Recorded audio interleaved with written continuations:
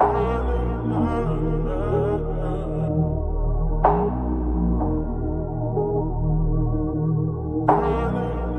up, good people? Once again, another episode when Kings Talk with Jerry Flowers and my brother Warren Francis. And first let me say this: we are not trying to offend, Get it out. Hurt anybody's feelings. Nope. We're just trying to have a conversation and dialogue that we hope could stimulate curiosity, growth, and ultimately give God glory. So some of these topics are heavy. Let's just get straight to the meat, man. First topic we have is, why won't he marry you? Whew. Why won't he marry you? Just go ahead and say the truth, man. Why you feel some men won't get married? 3 things. Okay. I believe if it ain't broke, don't fix it. Mm-hmm. Scared of commitment. Okay. And it hasn't been modeled. Okay. So I feel like just growing up, I know a lot of people have expressed that, man, we don't need to get married. It's just a title. Mm-hmm. You know what I'm saying? So it's pretty much a marriage in itself, just without going down the altar, right? I think another side to it is, man, I've got to spend the rest of my life with one person. And then the younger you are, the harder it is to make that choice. How old were you when you got married? I was 22. I was 24 when I got engaged. Got married at 25. Got married young. Yeah, real young. So it's like, I mean, I know in England, we don't get married till it's pretty much later on, like around 30s is the most common. Wow, 30 years old? Yeah, man. Yeah, man. So I think getting married young just died out. But I think, and the last thing is just it hasn't been modeled, so you don't know what a marriage is supposed to be like, or you know what a successful non-marriage life is like. So I think those 3 parts play a big role. And I'm gonna go ahead and this is going to ignite the thumbs down column. Here we go. Man, I just think you're saying that a lot of men don't get married for commitment issues. I believe that a lot of men don't get married because they're already getting treated like a husband. Whew. I mean, you're cooking for him. He has a key to your place. Yeah. You're having sex with him. So marriage is really, there's nothing to upgrade to. There's like like most men don't feel the need to give you his last name and to give you the title of Mrs. such and such. Mm-hmm. If he's getting everything, I'm getting all the sex I want. I get all the, when I'm hungry, you cook. You're handling everything. I don't feel the need to marry you. What about if they've been married before? That still goes back to what you're saying, commitment. Okay. That still kind of goes. I believe a lot of men, this is going to kind of touch into some other topics we're talking about. Commitment issues many times is formulated due to them not seeing a committed man, right? Yeah. Like it's hard to be what you've never seen. And if they've never have seen any male figure be committed, well, we know our culture tells us to get 2-3 girls, and exactly, my girlfriend got a girlfriend. Society does not push. The more you have, the more manly you are. The more manly you are. Society does not push exclusively being faithful to one for life. It really doesn't. And I think anytime a lady asks herself, well, why won't he marry me? I'm doing everything. Maybe that's the problem. You're doing everything. So do you think that has something to do with why men go ghost? It could be. It's still kind of, related to commitment issues. Okay, everybody wants something real, right? Yes. Everybody wants something real until you meet somebody with real standards, which causes you to be real honest, real faithful, real consistent, real intentional, and they're so real where it risk exposing your fake. Right. And so I'm gonna go ghost. I don't want that to be exposed. I got commitment issues. You wasn't prepared for it. Yeah, I wasn't prepared for it. Like, they want me to be like, for real. You want the real me? Like, you want me to take it to the altar? Forever, ever? Yeah, forever. I don't think that's what a lot of guys are expecting. Yeah. So I think it's easy to go ghost, especially if it's been so successful. I think when you date someone and then you start to get to your struggles, right? Mm-hmm. Then you dip out and then you go somewhere else, and then it's always good until you get to that. It starts to get real. Yeah. you get to that struggle, you ain't comfortable with it, so you go somewhere else, and it's just a reoccurring pattern that you're used to, and you never really have to face the struggle. Yeah, because you can't outrun you. You can't. You know what I'm saying? The real you is gonna make its debut. It's like you being musty and keep putting on deodorant. Eventually, the real you is gonna the real odor going subside. So. and that's real, man. I think a lot of times people go ghost because pressure reveals integrity. It reveals a lack of integrity. And I was thinking about this time, man. I was putting together this bookshelf that my wife wanted me to put together, and I was looking at the manual on how to put it together. I was looking at the picture, not the manual on how to put it together. And it had a little wobble, but it really wasn't bad. Over time, that wobble came a lean with it. Rock with it. It was, it did. And it's not like we were putting heavy stuff on it, man. We were putting books and stuff that it was supposed to carry, but time revealed there was somewhere where I skipped the manual. And I think a lot of times pressure reveals there's a biblical principle you skipped. Right. There's something in the manual that you skipped. Yeah. And it's really like, you take a test. You're going to know everything if you apply yourself correctly. You know what I'm saying? If you skip this chapter, that's a whole chapter that you've missed. Yeah. Which is going to affect the final result. So, I mean, that's big, man. Yeah, commitment could be a huge thing. And so let's talk about a prayer life, man. Like why is, especially for a man, ladies are killing it. I see ladies all across. I mean, they're like some anointed intercessors. Going in. But why do you think it's important for a man to have a prayer life? I think with me, I know, man. Hey, look. When I first started praying, man, I was like, man, this isn't for me. Because I was praying about things and it just seemed like those same things just wasn't happening, or things would get worse. Every time I prayed about something, it got worse. So I'm like, what's the point? You know what I'm saying? But it was like, bro. I remember that. You remember me telling you, right? Like, this guy, when he first started praying, I hit him up. I was like, hey, man, how's your prayer life? Man, I ain't doing that stuff, man. I ain't doing that stuff. I was like, why? I was done. Like, bro. It's getting worse. But I think,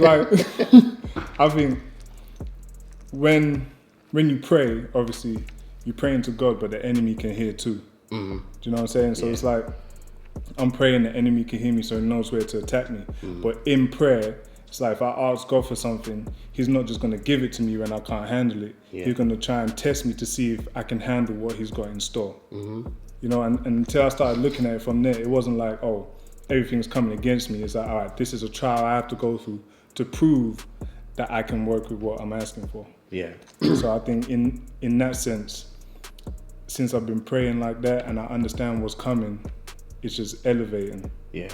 So that man is two things I want to share that's powerful, man. Like, a lot of people don't know that, like, man, you having a prayer life could cause a war in the heavenlies. Like, you don't, like, what you're saying is not just verbiage, right? Like, I think about Daniel. Daniel was praying, and then the angel came to him and was like, man, I would have come to you sooner, but it took 21 days because the prince of Persia was holding me up. So Daniel had said a prayer that caused really a war. We know Prince of Persia is the enemy, Satan. Right. It caused a war in the heavenlies. So whatever this man prayed had so much spiritual mass on it that it caused a warfare. And I think sometimes we really don't recognize, man, that your prayer life has power. And as a man, you're a leader, I'm a leader. The head of the house. It's hard for me to lead when I'm not being led. Right. And so having a prayer life positions me to hear the soundtrack of heaven. Because if I don't know God's voice devotionally, I won't know God's voice directionally. And I have to lead my house. I have to lead my family. And I need to have that spiritual compass where, like, okay, God, is this you? Or is this opportunity a trap playing dress up? Because every opportunity is in God and every open door is in God. Bro, have you ever prayed, right? Well, had been faced with something and then wanted to act, but as soon as you prayed, you did something completely different? Heck yes. Yeah, man. It's like you could be ready to clap back at your wife. You prayed, you go in there and apologize. Which is the right thing to do. So you go from I'm about to speak my mind. See, man, and that's the importance of having a spirit-led man. There's certain things that life can't teach him, only the Spirit can teach him. And there have been times I know personally where I felt right, prayed, I understood I was wrong. So that's very powerful. Yeah, prayer redirects. It does. Prayer redirects, and it also gives the man, a spiritual insight, spiritual insight on the compass of what God wants to do in this season for this family, for this choice. So it's important to have a prayer life, man. Hey, as a man, how do you go about priorities? Bruh, I think that's a lifelong balance, man. I think priorities is recognizing what has the most gravity right now. Yeah, What has the most weight right now. So, and I think a lot of times some men are so caught up, like for example, in work, that they lose their family. bro, and that's so real though. Yeah. Because I hear that at my job all the time. Like, it's a balance between working so much to provide for your family than actually having the time to enjoy your family. Yeah. You know, and I think that's a thin line, because you wanna make time for them, but sometimes they don't give you the option of doing it. So then it's like, well, do I just set myself up to where my family's good but I don't see them, or do I set myself up to where I could lose my family but we set up? Yeah. That Man, to me, having those priorities, man, is what has the most gravity. Like, for example, if me personally, like being a pastor, if I win in the pulpit but I lose at home, I'm a failure. Yeah. And a lot of people have it where if I win in the pulpit and I lose at home, at least I got the pulpit. Right. And for me, I'd rather win at home than win on stage. You see what I'm saying? Yeah. So that's, and especially, man, our ethnicity, not all of us, man. But some, like, you got Jordans, you got the latest iPhone, you know, no health insurance, no goals, no vision, just priorities are off. And I'm not condemning that. I think that sometimes it needs to be taught. This is more important. You know, self-control is more important than getting the hottest shoes. You don't need to be spending if you need to pay off some debt. If you have some credit or some credit issues, or there's some things you need to pay off, that doesn't mean you can't do nice stuff for yourself every now and again. But prioritize. In this season of my life, I don't need to be looking fly. I need to get my credit score fly. I need to get my bank account fly. You know, so have everything in order. Just prioritizing that. Yeah, I think that's a lifelong pursuit. And this one could cause some issues, but I say it love. What do you think about being mothered to death? Like, is it possible for a man to be mothered to death? Yes. Mama means well. Yes. Okay. And I say that because me, myself, single mother, being raised by my mom only. Mm-hmm. I had male role models, but my mom did the majority of the work, right? Okay. So my dad not being around, my granddad took his place through my younger life, when I was like from obviously a baby to around 10.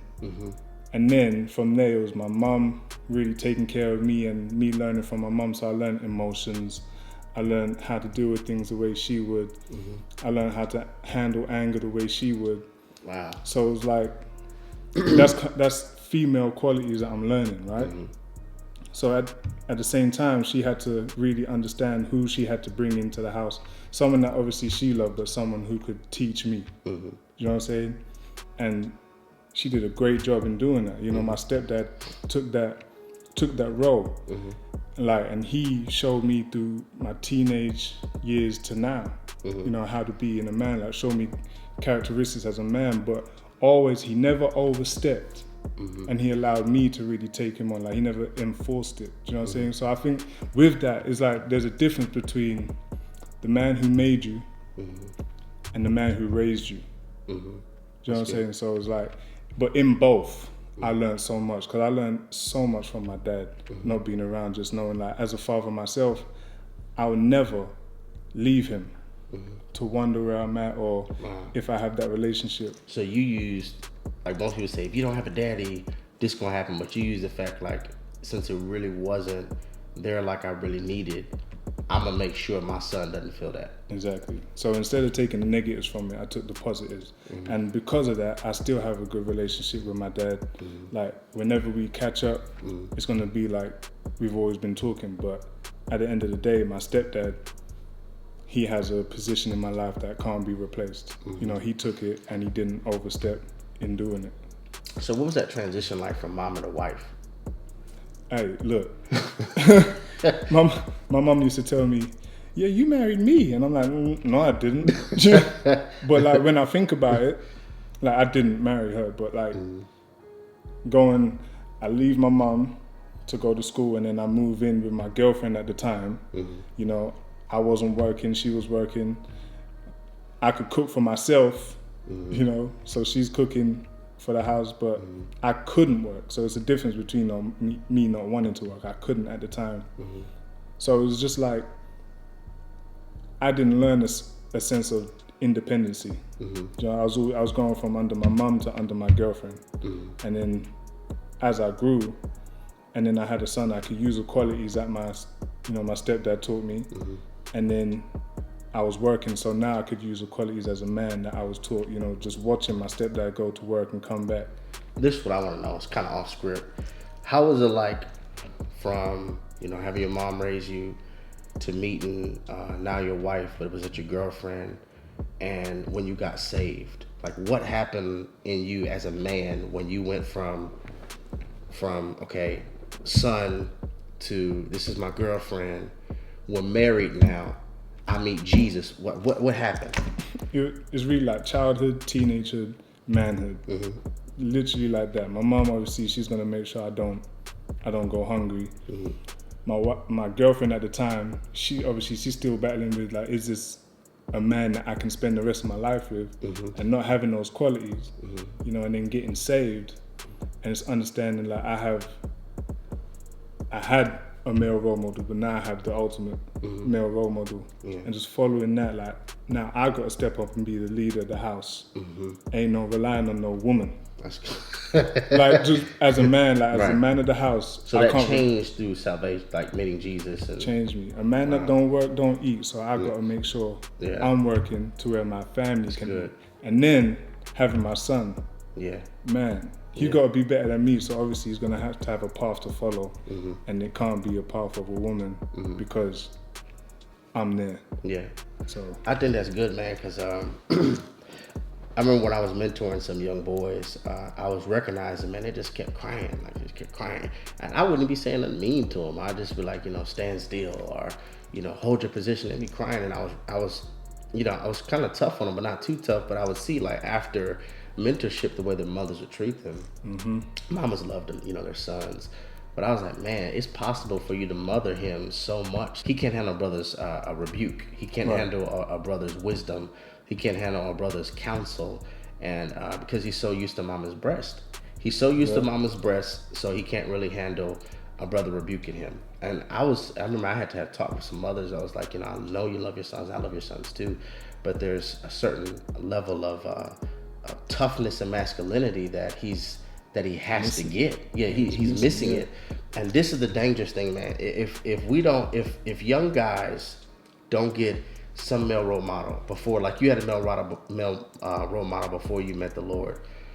If you don't have that, we'll have boys that expect wives to be mama.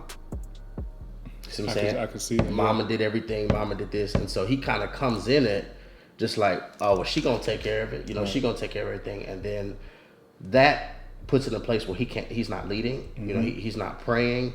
He's not really trying to be what's the word I'm looking for? The spiritual force in the house, because he's never seen it.